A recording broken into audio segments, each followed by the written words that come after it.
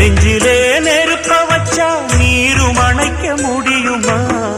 கண்ணிலே முள்ளு தைச்சா இமயம் மூட முடியுமா? பாரத கதையும் கூட பழியில் முடிஞ்ச காவியந்தான். இருப்பதும் இறப்பதும் அந்த இயற்கையோட கையில, இருப்பதும் இறப்பதும் அந்த இயற்கையோட கையில. நான் மறைஞ்ச பின்னும் நிலைப்பது என் உயிர் எழுதும் கதையில. சந்திரனே சூரியனே நட்சத்திர நாயகனே, சந்திரனே சூரியனே நட்சத்திர நாயகனே.